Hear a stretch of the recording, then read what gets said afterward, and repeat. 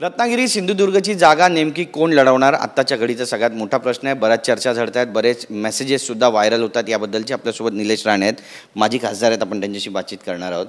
ज्या पद्धतीने status message ठेवला किरण सामंत यांनी, त्यानंतर बरेच वादाला फोडणी मिळाली की नेमकी जागा लढणार कोण आहे। ते म्हणतात की आमची जागा आहे आणि त्यांनी असं स्टेटस पण ठेवलं की कौन रोकेगा, म्हणजे रोखणार कोण त्यांना, अशा आशयाचं काही ठरलं आहे का आणि ग्रीन सिग्नल मिळाला आहे?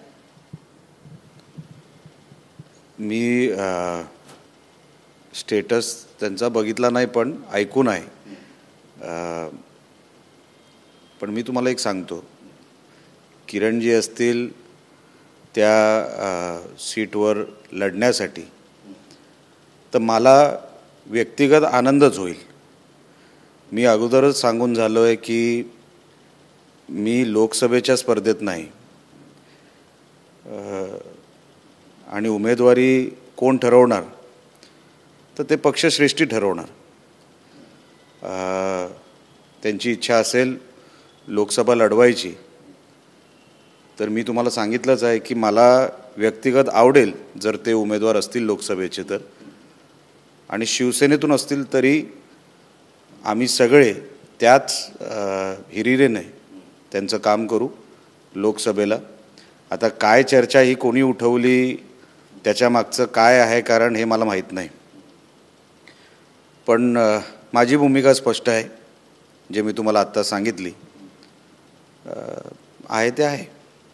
रवींद्र चव्हाण यांचं देखील नाव सध्या चर्चेत आहे, मग जठार यांच्याबद्दलही बऱ्याच चर्चा सुरू आहेत त्या ठिकाणी, आणि यानंतर तुमचं देखील नाव चर्चेमध्ये आहे, त्यामुळे बराचसा गोंधळ होतोय। काही संभ्रमाचं वातावरण तुमच्यामध्ये आहे का? कारण विनायक राऊत यांनी पण आता टीका करायला सुरुवात केली आहे। ते म्हणतायत की यांच्यामध्ये बिघाडी होईल आणि भविष्यामध्ये बघा काय होईल। हे बघा, प्रमोद जठार असतील किंवा रवींद्र चव्हाण साहेब असतील, भारतीय जनता पक्षामध्ये एक प्रक्रिया आहे। आम्ही कोणी, म्हणजे मी तर त्या स्पर्धेतच नाही लोकसभेच्या, मी आता नाही 15 दिवसापूर्वी पण मी सांगून झालो आहे की मी लोकसभेच्या स्पर्धेत नाही, तर माझं नाव विना करून ह्याच्यामध्ये घालण्याचं काही कारणच नाही। आमच्या पक्षामध्ये उमेदवार हा इच्छा असून होत नसतो, त्याची एक प्रक्रिया आहे आणि ती प्रक्रिया पक्ष ठरवते। आता जेव्हा ती प्रक्रिया पूर्ण होईल तर जठार साहेब असतील तरी आनंद आहे, चव्हाण साहेब असतील तरी आनंद आहे। मला माहीत नाही उद्या कोण असेल उमेदवार म्हणून, मी एक कार्यकर्ता म्हणून काम करतो, माझ्यावरची जबाबदारी दिली आहे कुडाळ मालवणची, मी त्या मतदारसंघात काम करतो आहे। आता उद्या त्या मतदारसंघामध्ये कोण लोकसभा लढवणार हे मी कसं तुम्हाला सांगणार? माझी तर इच्छा नाही लोकसभा लढवायची, मी हे पक्षाला कळवलेलं आहे, मी स्पर्धेतच नाही। तर मला वेळोवेळी हा प्रश्न विचारून की तुम्ही असताना हे सगळं, मी स्पर्धेतच नाही लोकसभेच्या, माझा ह्या 2024च्या लोकसभेला काही संबंधसुद्धा नाही, तर मला का प्रश्न विचारताय की मी त्या स्पर्धेत आहे का? मी स्पर्धेतसुद्धा नाही। आणि खासदार विनायक राऊत काय म्हणतायत ह्याच्याशी आम्हाला काही घेणं देणं नाही। बघा, लक्षात घ्या, एवढी गर्दी आहे लोकसभा त्यांच्यासमोर लढवायची, ह्याचा अर्थ काय होतो की 100% ती सीट आम्ही काढणार युती म्हणून। म्हणून विनायक राऊत ह्या विषयाकडे कसं बघतात मला माहीत नाही, पण ही त्यांच्यासाठी धोक्याची घंटा आहे। ते म्हणतात की 10 जानेवारीनंतर गद्दार गट जो आहे आणि भाजप गट जो आहे तो एकमेकांच्या उरावर बसेल, अशी टीका केली त्यांनी।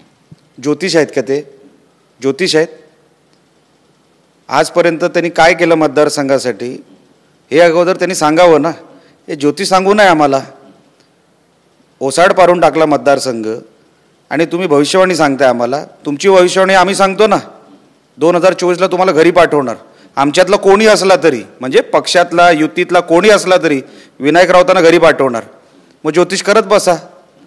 तुमच्या ज्योतिषाला काय किंमत आहे? काडीची किंमत देत नाही आम्ही या विनायक राऊतांच्या ज्योतिषला। तो जो मतदारसंघ आहे, तुम्ही देखील तिथलेच खासदार राहिलेला आहे, तो पूर्ण परिभाग जो आहे तो तुम्ही स्वतः पिंजून काढलेला आहे, जवळून ओळखता।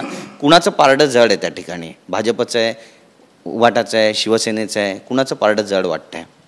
बघा, लोकसभा लढवताना रत्नागिरी सिंधुदुर्ग खास करून, कारण का प्रश्न तुम्ही लोकसभेचा सिंधुदुर्ग आणि रत्नागिरीचा विचारला आहे, आम्ही युती म्हणून काम करतो आहे। ग्रामपंचायती लढवल्या मागच्या काही काळामध्ये, ते युती म्हणून लढवलेल्या आहेत। आता कुठलीही निवडणूक त्याच्यानंतर तशा काही निवडणुका झाल्या नाहीत, ग्रामपंचायतीच्याच झाल्या. नगरपालिका नगरपंचायती तशा झालेल्या नाहीत. आम्ही युती म्हणूनच लढवल्या आणि रिझल्ट दिला. महाराष्ट्रामध्ये काय रिझल्ट आहे, कोण 1-2 नंबरवर आहे आपल्याला माहिती आहे. आणि म्हणून उद्या लोकसभेला युतीचा कोणी कॅन्डिडेट असला आम्ही त्यांना जिंकून आणणार, मोठ्या मताधिक्याने निवडून आणणार. हे पण अतिशयोक्ती नाही की कदाचित विनायक राऊतांचं डिपॉझिटसुद्धा जप्त करू. ही हवा आमच्या मतदारसंघामध्ये युती कॅन्डिडेटची आहे. कारण का त्या दृष्टिकोनातून शिंदे फडणवीस साहेबांच्या सरकारमध्ये कामं झालेली आहेत. ग्रामपंचायतीची जर तुम्ही टक्केवारी बघितली तर 70% ते 80% ग्रामपंचायती आम्ही जिंकलेल्या आहेत. त्याचा रिझल्ट काय होतो, त्याची आकडेवारी काय होते? हवेमध्ये गोळीबार करायला विनायक राऊतांना काय जातो, त्यांच्याकडे राहिलं आहे काय? तोंडातून फुगे सोडण्यापेक्षा त्यांच्याकडे आता काय राहिलं आहे? पण वस्तुस्थिती काय आहे? मी त्या मतदारसंघाचा खासदार राहिलेलो आहे. चिपळूणपासून ते बांद्यापर्यंत हवा फक्त मोदी साहेबांची आहे, शिंदे साहेबांची आहे, फडणवीस साहेबांची आहे, राणे साहेबांची आहे. जो कॅन्डिडेट तिथे निवडून म्हणजे जो कॅन्डिडेट तिकडे उमेदवारी घेईल किंवा मिळेल 100% मोठ्या मताधिक्याने तिकडे लोकसभेचा कॅन्डिडेट रत्नागिरी सिंधुदुर्गमध्ये निवडून येईल. माझ्या मनामध्ये शंका नाही. नक्कीच हा पारंपरिक जो मतदारसंघ आहे तो कायमस्वरूपी शिवसेनेचा राहिला आहे का, हा प्रश्न आहे. आणि दुसरा प्रश्न असा आहे की विनायक राऊत ज्याप्रमाणे म्हणतायत की 2.5 लाखाच्या मताधिक्याने आम्ही ही जागा भाजपला किंवा शिवसेनेला ज्याला कुणाला मिळेल हरून दाखवू. पहिलं विनायक राऊतांना सांगा 2.5 लाख मतं ही स्वतः घेऊन दाखवा. हवेत गोळीबार मारू नका. तुमच्याकडे आता कोणच राहिलेलं नाही, तुमची कडी पातळ झालेली आहे. लक्षात आलं ना? म्हणून तुम्ही आता मतदारसंघामध्ये काय करताय, काय केलं मागच्या 9-9.5 वर्षामध्ये ते अगोदर लोकांना सांगा. दुसरी गोष्ट, तो मतदारसंघ पारंपरिक शिवसेनेचा आहे असं म्हणणं चुकीचं आहे. शिवसेना म्हणजे कुठली? अगोदरची. मी 2009 ते 2014 तिथे खासदार होतो. मग शिवसेनेचा कसा झाला पारंपरिक? आमदार जास्त आहेत म्हणजे त्याच्यानी काय लोकसभा ठरत नसते. लक्षात आलं ना? म्हणून आमदार कोणाचे आहेत किंवा लोकसभेमध्ये 6 आमदारके असतात, 6 किंवा कुठल्या कुठल्या मतदारसंघात वेगवेगळे आकडे असतील. पण लोकसभा ही 2009 ते 14 ही मी जिंकलेलो आहे. पारंपरिक हा कोणाचा मतदारसंघ नाही आहे. 2009मध्ये डिलिमिटेशन झालं, मतदारसंघ वाढला. तो राजापूर मतदारसंघ होता, तो चिपळूणपर्यंत गेला. आता तो चिपळूणपर्यंतचा मतदारसंघ 2009 पासून ते आत्तापर्यंत 2024पर्यंत एकदा माझ्याकडे राहिला, 2 वेळा शिवसेनेकडे राहिला. म्हणजे तसं काय कोणाकडे हा कायमचा राहिला अशातला भाग नाही. डिलिमिटेशनचं नंतरचं सांगतोय म्हणून तर असं काय नाही. आणि आम्ही तो जिंकणार आहोत मतदारसंघ. पण जर समजा ठरलं की तुम्हालाच त्या ठिकाणी लोकसभेची जागा लढवायची तर तुमची तयारी आहे का? अरे भाऊ, हे पण तुम्ही का ठरवताय? तुम्ही तरच्या गोष्टी आहेत. जर तरच्या गोष्टी इथे करून उपयोगच नाही ना. तुम्ही आमच्या पक्षाचे प्रमुख आहात. तुमच्या नावाची चर्चा आहे मतदारसंघात. असू शकते ना चर्चा, कोणाच्याही नावाची असू शकते, तुमच्याही नावाची असू शकते. विषय तो नाही. मी माझी इच्छा प्रकट केलेली आहे. मी कुडाळ मालवण मर्यादित काम करतो आहे सध्या आणि माझं सगळं लक्ष केंद्रित तिकडेच आहे. लोकसभेला कोण असावा हे ठरवण्याची जबाबदारी माझी नाही, ती पक्षश्रेष्ठींची आहे. राणे साहेब आणि सगळे वरचे नेते, फडणवीस साहेब आणि सगळे शिंदे साहेब, हे सगळे युतीचे नेते ठरवणार. माझं काम करून पक्षाला दाखवणं, पक्षाला रिझल्ट देणं. जास्तीत जास्त जागा BJP म्हणजे युती आता सध्या जी चालली आहे कॅन्डिडेट निवडून आणणं. ग्रामपंचायतीपासून खरेदी विक्री संघापासून ते अगदी खासदारांपर्यंत जे निवडून येतील त्यांना मॅक्सिमम माझ्या एरियातून त्यांना मताधिक्य कसं द्यायचं, माझं टार्गेट सध्या ते आहे. कॅन्डिडेट वगैरे कोण असावा आता मी त्याच्यावर लक्ष तुझं देत नाही. जो युतीचा कॅन्डिडेट असेल तो आमचा कॅन्डिडेट. एक शेवटचा प्रश्न आहे. नवीन वर्ष सुरू झालेलं आहे 2024. या वर्षाचा काही संकल्प तुम्ही केला आहे का?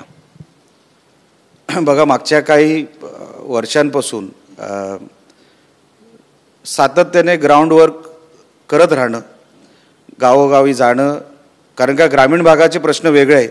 आपण शहरात वावरलो तर आपल्याला ग्रामीण भाग कळत नाही, पण ग्रामीण भागाचे प्रश्न खरोखरच वेगळे आहेत.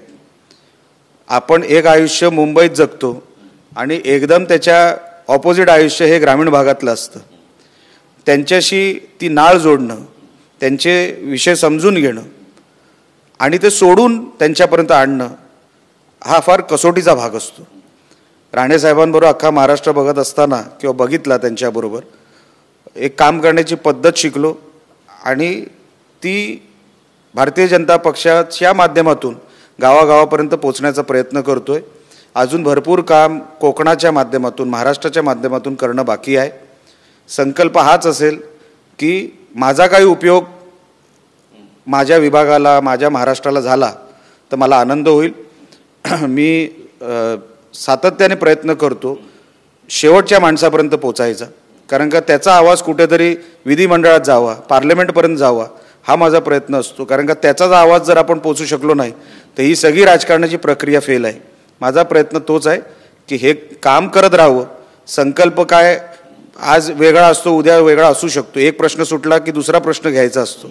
म्हणून माझा विषय नजरेसमोर महाराष्ट्र, कोकण हे सर्वात जास्त आपण 21व्या शतकात राहतो. तो 21व्या शतकातलं राज्य, 21व्या शतकातला विभाग हा दिसला पाहिजे. जसं आयुष्य मी जगतो तसं माझं कोकण, तसा माझा महाराष्ट्र जगला पाहिजे. प्रत्येक माणूस एवढाच विचार घेऊन मी कामाला लागलो आहे आणि पुढेही करत राहणार.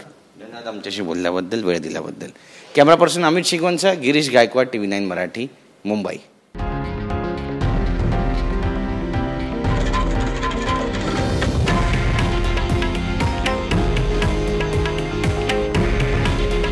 हे आहे देशातील नंबर 1 न्यूज नेटवर्क आणि आपण पाहत आहात TV9 मराठी.